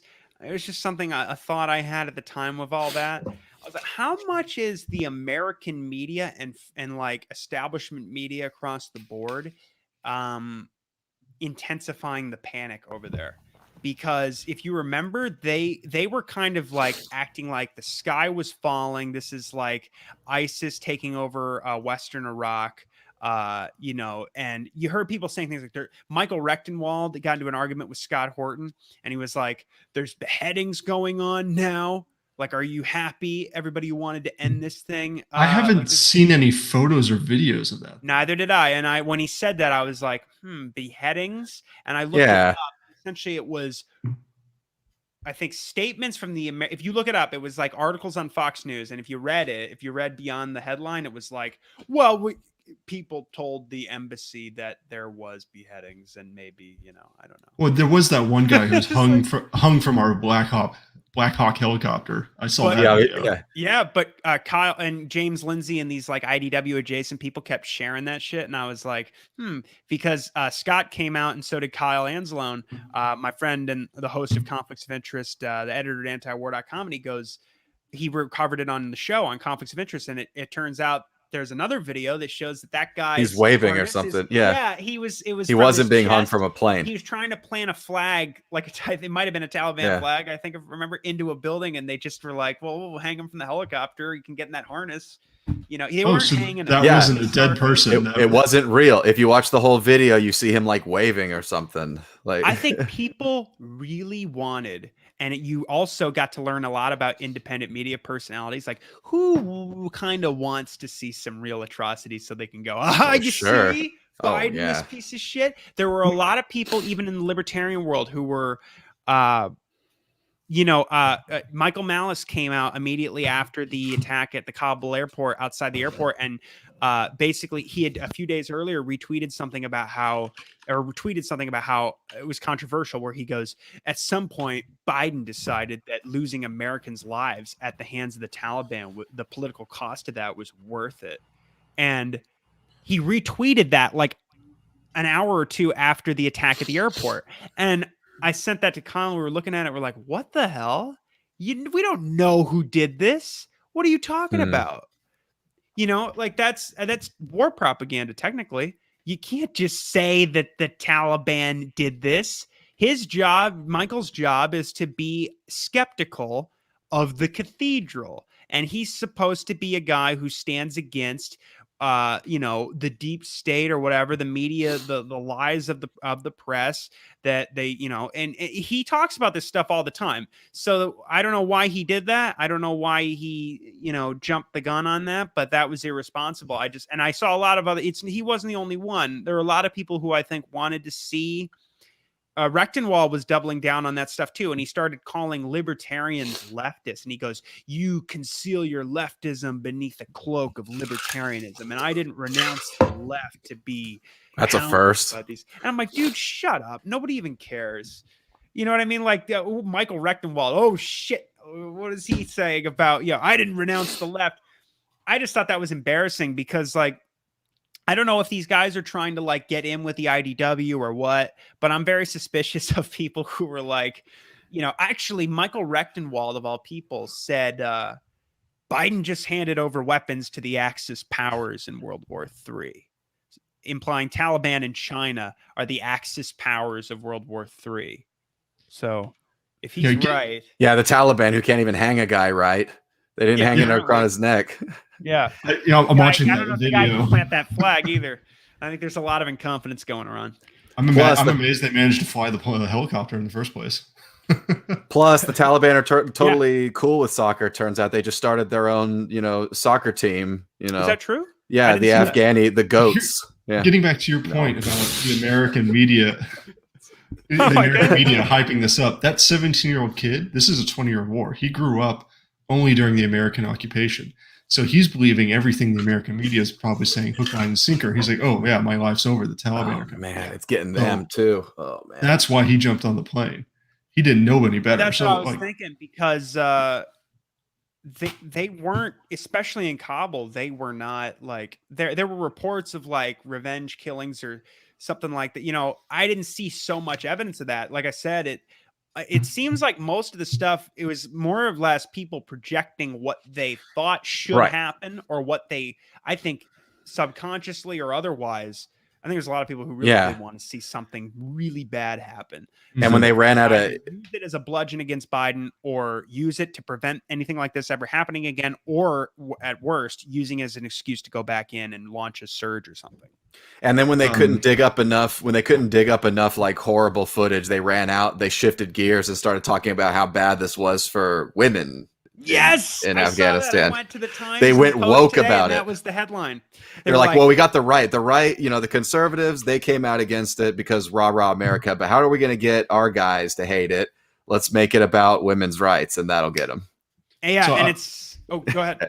I was thinking about the spin. If China does decide to take Taiwan, it'd be very easy for them to get Americans to back down, because our entire renewables plan for the country relies on Chinese solar panels and wind farms. So you go to war in Taiwan with China, they're just going to cut all that off. There goes your green initiative in the States. That's interesting. I have to look more into that. The other thing that's really interesting. I'm definitely going to look into that. I didn't see enough of the details of Biden's plan. But there is a lot of moves to try and decouple with China. But what's really funny, too, is like the semiconductor stuff. You'll see a lot of people who are like, well, we got to go to war with China, because if they take Taiwan, look at all how much of the semiconductor industry is based in Taiwan. And you're like, as Dave Smith would say, it's like, if we went to war with China, nukes would go off and they'd still take Taiwan. But it's like, actually, if we just, hear me out, stick with the old status quo, where we didn't increase tensions and make an invasion of Taiwan more likely, then first of all, maybe that doesn't become an issue. But second of all, say you do go to war. Well, there go your semiconductors. Right. And you can't buy a car right now. You can't, like, I don't know if you've been paying attention to like car prices, especially like well, the new inflation's cars out of control. I'm not surprised. right now. So if you're not aware, new cars are piling up in the lots. They're like 99% complete, but they're missing the semiconductors because everybody canceled their orders in 2020 during COVID. But there's like a 12-month backlog between when you put in your new orders and when you get the chips. So you can't get a new car right now. And if you've got a used car you want to sell, you can sell it for new car prices. That's just like, that's one small hiccup in the supply chain. Now you go to war with China over Taiwan and you cut off the entire semiconductor factory. It's not just cars that aren't getting chips. So not only is China going to cut off all the raw goods we like to use, all the solar panels, all the windmills, everything we need to fuel the American lifestyle and the American energy plan, that all goes away if you go to war with China. Well, look at Walmart. You know, I mean, like, that's the thing. Libertarian economists have been saying forever. Like, you can go on and on about the trade deficit and all these different things, but like the truth is, that doesn't really make the overall. Our lives are better with these cheaper products, and people are proving that because they're voting with their dollars to buy these products instead of buying the more expensive American products. In fact, you think of Carlin making those jokes even as early as the early 90s. He's like, I think he goes, you can't build a decent car, can't build a VCR worth of fuck, and all this different stuff. But like, yeah, I mean, it's funny. It's easy to go to war with some Middle Eastern country nobody gives a shit about, but push comes to shove, we're going to back down to China because the American way depends on it. A lot of ideologically motivated people, and I'll tell you that number that there's a really good piece I recommend people look up. I'll find it for you guys and send it to you to put in the show notes. And a couple of those Gareth Porter pieces I mentioned as well, the Daniel Larison piece is about how I think it's now more than 50% of the population support, the majority of Americans anyway, this poll found support us going to war with China in the event of an attack on Taiwan. And that is a huge sea change. And what? Wait, hang on. Stop. I'll find the article for you and I'll send it to you in the That chat. doesn't sound right. Really? Over 50% of Americans would agree that we should go to war with China if they invade Taiwan. Well, here's the thing though, like Americans are really comfortable right now, but as soon as prices start increasing on anything, I'll send it to you on Twitter. Everyone's already pissed off about gasoline prices, and the Biden administration put the ban on federal drilling in the States and then immediately turn around and ask OPEC to open up their taps to lower gasoline prices because Americans started to get uncomfortable. So it's like, yeah, we want to fight the fossil fuel industry, but also we don't want expensive gas prices. So as soon as Americans start to get uncomfortable in any direction, those polls that say, yeah, they support it are going to plummet. Yeah. There's no context. And you have to remember too, it's like we have seen just an unrelenting propaganda campaign, especially in these last few years. I mean, you look at the whole Trump years, they convinced Americans that Putin was running the White House and had taken over the country in a coup. And then you look at, I mentioned COVID and Russiagate earlier. Look at people who are still, that whole meme. It's not a meme. There's real people, apparently more than a few, who think, that January 6th was worse than 9/11. I saw a great meme. Honestly, it's plenty of Twitter blue checks that are sharing that opinion. But the truth is, it was even better than 9/11. Yeah, but it was even more base than 9/11. Yeah. But there's people who really believe that.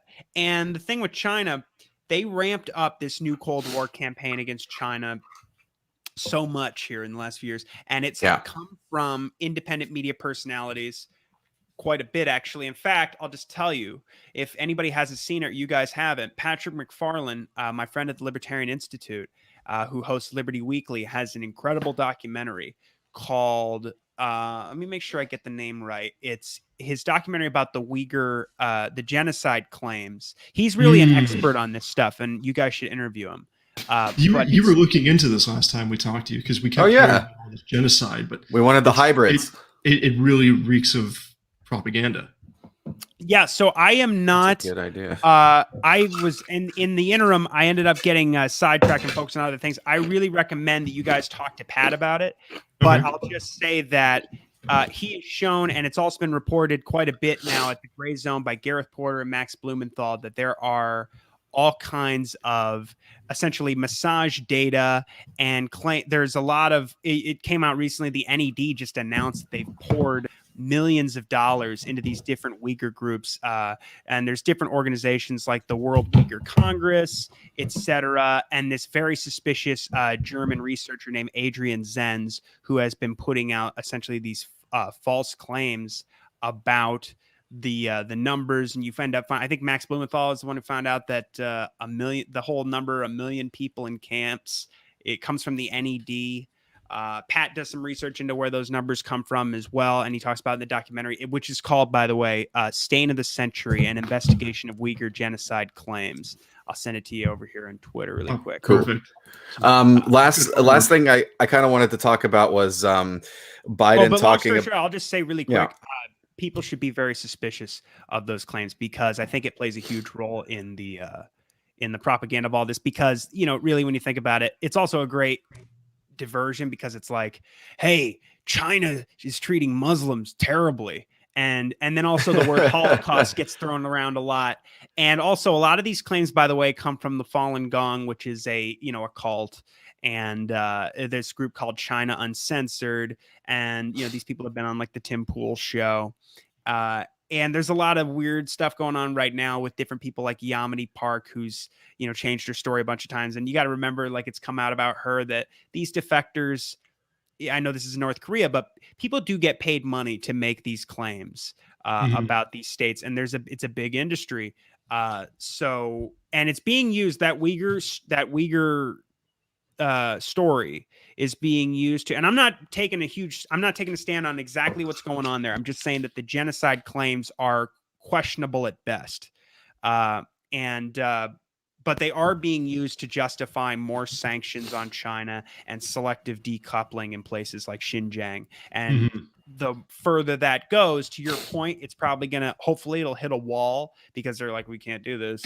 And obviously I'm ideologically opposed to socialism and all this stuff, but like if Biden really is shooting himself in the foot with that infrastructure program you're talking about, with the solar panels and everything like that, if on some level maybe that's a good thing, you know what I mean, because it ties us together in a way, like, well, we can't go to war with them because we need all this stuff, but we should realize that anyway. I'll just say that the conclusion I've come to is we have to be very aware of that stuff, and Pat does a great job of going through it, because if they're going to sell us on war with China, or spending all this money on this new Cold War with China, it's going to have to come from people who are ostensibly either anti-neocon or against the so-called, endless wars, which, a lot of people say that and they don't really mean it.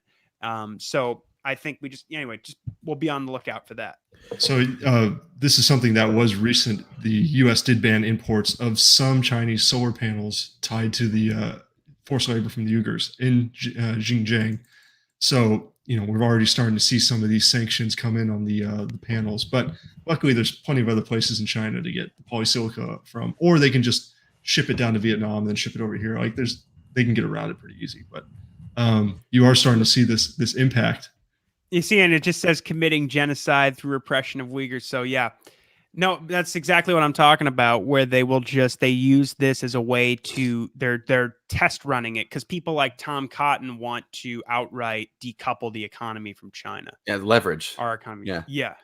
Yeah. So it looks to me, and I haven't seen anybody say this, but after the first military move I saw Biden do after the Afghanistan withdrawal was sending more of the troops from Afghanistan and rerouting them over to, I think, Somalia or Ghana. It looks to me, and that told me immediately the frontier for the Cold War against China, the new front, is now in Africa. And I think we need to be paying attention to that. Oh, for sure. And I don't know exactly. I think the Chinese have one overseas military base, and it's in Djibouti. But we have one there. Perfect. yeah, I think it's next to or not very far from an American base actually, and that is where we have the air war, I believe, in Somalia. A lot of those assets are based in Djibouti. In fact, I think when Trump said he was removing troops from Somalia, it wasn't actually true. He was just to your point, it was just rearranging them, putting them in Djibouti and I believe Kenya. But yeah, Biden wasn't bombing Somalia for quite a while. And then in late July, early August, I believe he did 3 separate airstrikes in Somalia. July 20th. Yeah. Yeah. And so again, Al-Shabaab again. Gonna rip up. And he keeps mentioning Somalia too. He's saying, look, I'm still going to bomb brown people. Look, I'll bomb Somalia. I mean, that's what he was actually saying. I mean, not literally the brown people part, but he was saying, I'm going to look, there's terror. And we're not threatened by Al-Shabaab. We're not threatened by, we're threatened by terrorists in Yemen and Syria and all these different things. It's like, well, you're fighting, NATO is on the side of Hayat Tahrir al-Sham. Turkey's protecting them in Idlib province. And they were our allies for the longest time in the covert war against Damascus, and all of our allies, virtually the French, the British, the Israelis, the Saudis, Qataris. And then you look at Yemen, and we're on the ground still fighting on the coalition that includes AQAP. So, you know, I know you guys know this. I'm just saying the guys, it's disgusting how much they lie to us. But yes, absolutely. It looks like I need to look into this more myself, actually. But yeah. There is a lot quite under Biden. There's already, and there's going to continue to be quite a bit of terror war. Yeah, terror war 2 Africa version. And they may just use the China bit as an added excuse. Because I don't know exactly to the extent. Like I said, I think they have that one base. Most of their interaction in Africa sounds like they're sending guys with briefcases and making business deals. Well, they might not be the best deals or the most ethical deals, but it's not like they're building an empire out there. It's called debt trap diplomacy, where you over-lever these poor African countries with debt, and when they can't pay it, you just take everything. I think, that's how we have all of these awesome resorts in Central America. That's how we got all those resorts in Jamaica and all these small countries. The same kind of thing. John Perkins, Confessions of an Economic. That's right. That's what it is. Yeah, that's what it is. Yeah. So I think like I said, I think they learned it from somebody. So we'll have to see. But it's a shame. And I also keep an eye on Iran. Like I said, my next piece will probably be about what's going on with Iran, because that's fascinating. This isn't good, man. I failed all of my geography tests about Africa. If we have to start paying attention to Africa, I'm in trouble, dude. I just could not get those countries down. I don't blame you. I need to get a world map in my room. Well, there's South Africa, and then there's North Africa. There you go. That's easy to remember. And then the pyramids. That's the capital, right? Right. I think those are in Egypt, right? They're in Egypt. Yeah, the capital of Africa. All right. Well, yeah. Let's do that for next time. I mean, hopefully by the time we have you back around, there won't be that much going on in Africa. But that's what it looks like to me. If the Middle East was all about containing Iran, then and that's another thing I want real quick before we let you go. So if Afghanistan was really all about containing Iran, because geography, it kind of looks that way, because we had Iraq, we could take care of Iran on the west side just all day because we got Saudi Arabia right there and then Iraq. But if Afghanistan was all about Iran and now the United States is gone. Oh, you're breaking up. We lost him. Okay. What if Afghanistan was all about? Do you remember what the question was? I think he was caught up in the middle. He was getting to his point. Wait, I can hear him now. Hey, what's up, Chris? I don't think you can hear us. We could see you, Chris, but we can't hear you. You're paused. There is no axis of evil in Africa, though. So it's kind of hard to. Not according to Michael Rectenwald. Well, no, he said the Taliban is the axis of evil. I guess they're like the Japanese or something. I don't know. Yeah, but what evil? What's the evil country of Africa that you're gonna scapegoat for everything? Oh, We've already decimated Somalia. Yeah, I'm not exactly sure where they're going to go with that. I think they just basically, the boogeyman over there is anybody they can call ISIS, even if they don't. We just sent troops as, I think, special forces into the Congo. And the idea is, well, there's something we're calling the Islamic State now. So there you go. They just use ISIS as an excuse to do anything. In fact, they're very flagrant about it. They'll say, well, it's under the first AUMF, right? I mean, and that has not, ISIS is not relevant to that AUMF. And that thing has been used to get us into 37 different interventions in 14 countries, I think. So, oh, wow. Yeah. And basically the whole thing, I think they call them, it's basically you're only supposed to be able to go after if you read it conservatively, not liberally with like a liberal interpretation. The idea would be that it only permits us to attack people who committed the attacks on 9/11. And of course, if we didn't invade Iraq, there wouldn't be an ISIS. So, it has nothing to do with them. Obviously, that wasn't those guys. So they're not even, they're a breakaway group. Yeah. It's it's incredible, the endless justifications. And these damn things are all illegal. It's so funny that we're even talking. Well, the AUMF says, well, Ron Paul would say the Constitution says. Yeah, just if we can get back to getting Congress to having to authorize the shit, we'd see a lot less of it. But, well, right now they're just saying we need to spend like $800 billion, or what they say, let's say 780 billion. They're not like irresponsible. Oh yeah. 780 billion between friends. Yeah, you got to keep pace with inflation, right? That's why wasn't that what I think that was what Liz Cheney was saying even back in May. We need to increase our military spending with inflation.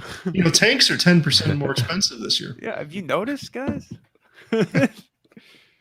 So what's up, Chris? Man, you got cut off in the middle of that question. I gotta go real quick just because I'm having Wi-Fi trouble. But if the United States is out of Afghanistan, I guess is that really going to hurt their containment campaign against Iran? Because now Pakistan is the only country over there that's still friendly with the U.S. And I know that they can share bases and stuff, but the Pakistanis don't want us there anymore. Really? In fact, that was one of the big controversies, because when they couldn't get bases, like I said, in Kazakhstan or Uzbekistan, etc., they said, well, what about Pakistan? And Pakistan got in real trouble, Imran Khan, the prime minister, because there were reports, and it's been a while since I covered this, but I think it was in May, that Pakistani airspace had been used, or an old air base had been used, that had been used previously, I think for the first 10 years or so of the occupation, had been used for an airstrike, an American airstrike in Helmand province.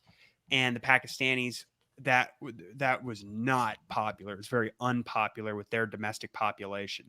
So go ahead, finish. Well, so when the Americans started asking the Pakistanis, well, what if we put our bases now in Pakistan, which I think is what Biden's original intention was, they said, under no circumstances. There's no way. We're not doing it. We don't want any more. And in fact, they even explicitly said, we don't want any CIA in Pakistan either, because that was the other thing, because the CIA was like, well, what we got to have our base. What are we going to do?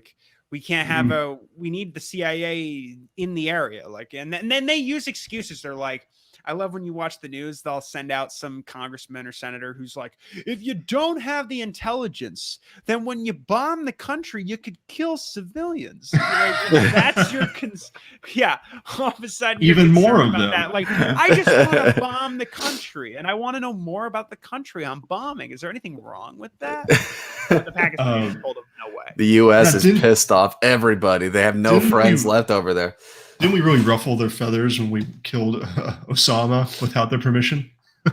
Yeah, well, I mean, actually, I think it was. I don't remember that all the details of that story, but I think Pakistani walked into one of the American embassy and said, "The guy is, he's right there." Yeah, because I don't know if they didn't know exactly, but I haven't read all that. I know Cy Hirsch did a lot of great reporting on that, and Scott Horton's wife, I think her name is Larissa Alexandra Nova, and I've heard that they both did great reporting on this, and I'm sure it's elsewhere. I just haven't looked into the stuff about Bin Laden's death too much, but I'm pretty sure that is that they were alerted by just somebody walking in to the embassy and saying, "Hey, I know where the guy is. Amazing. I'll just say that with containing Iran, I think that was just an excuse. I don't know what good. I think it increased tensions probably, but frankly, the Iranians were supporting the Northern Alliance for the most part of that war. The Hazaras were a part of that faction, so they were. The Russians and the Iranians were glad to support our efforts in Afghanistan for the longest time. I think the Iranians are going to probably. It's looking like so far that at least for the moment, I don't see yet that there's going to be too bad of tensions with the Taliban and Iran. That could change, but I think they're already trading with each other because the Taliban very early on in this made sure they got, or not very early on, but in this fighting season, this takeover, they got the border crossings taken and under their control. And I believe that there's already some trade going back and forth between. I mean, they got to sell all this hardware to someone. Right. Yeah. I want to say, I'll have to, let's see what I got. If I can find the article. It's like the Afghanis don't have the infrastructure to maintain Blackhawks. They're just going to package these things up and sell them after they're done with the parades. Yeah. The Iranians are exporting fuel into Afghanistan. So, and there's a piece about it I can drop in here for people from Middle East Eye about all that. And, and here's Pat's documentary, and here's that article as well we can use. But yeah, so as far as containing Iran, we've kind of Iraq War II, we kind of shot ourselves. If that was they thought they would, and with Syria, they thought, well, we'll take Iran down a peg, and the neocon convoluted plan on what was going to happen if they got rid of Saddam with the clean break and all that.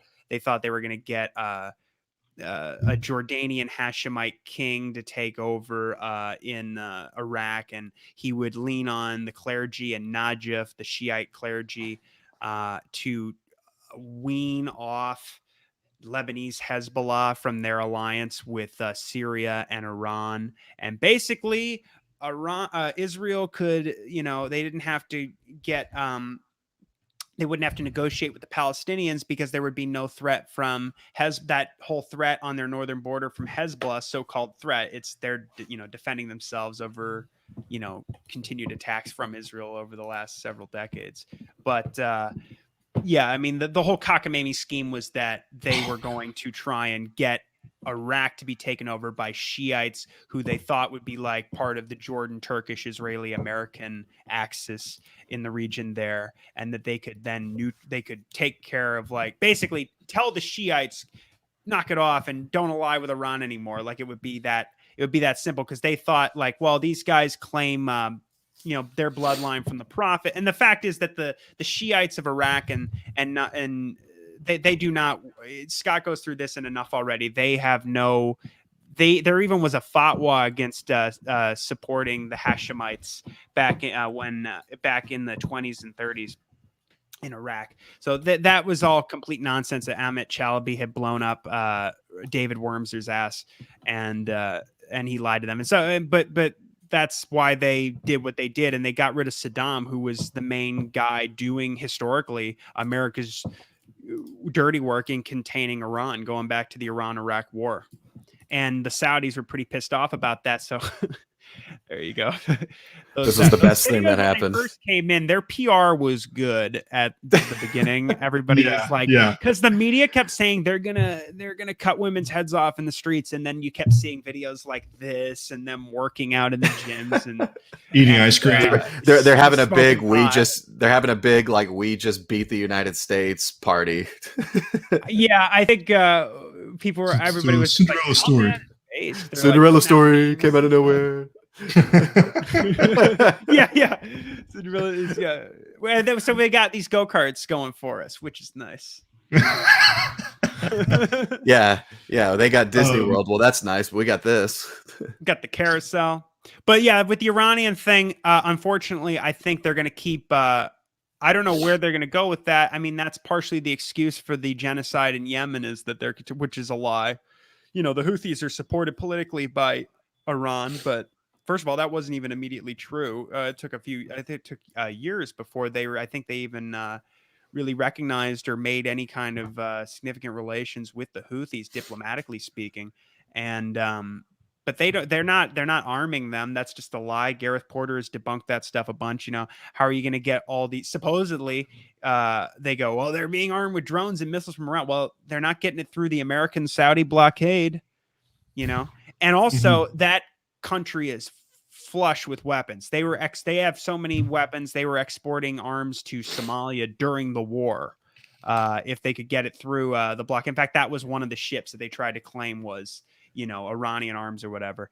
And a lot of that is because Obama was arming Abdullah Saleh, the Houthi, the Hillary Clinton in the U.S. when she was in the State Department. They stage managed an election where Hadi, his vice president, was the one. It was a one-man ballot.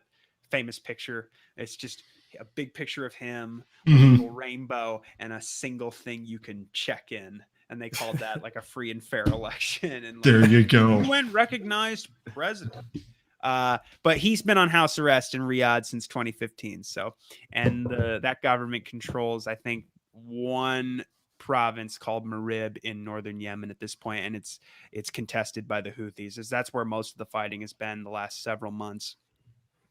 And it seems like it's a lot of people are getting killed, but it seems nobody's having any decisive wins out of that on either side in that war. But they're going to keep saying that. But I just see, as far as the Iran thing goes, I don't know. I doubt that we're going to go to war with Iran.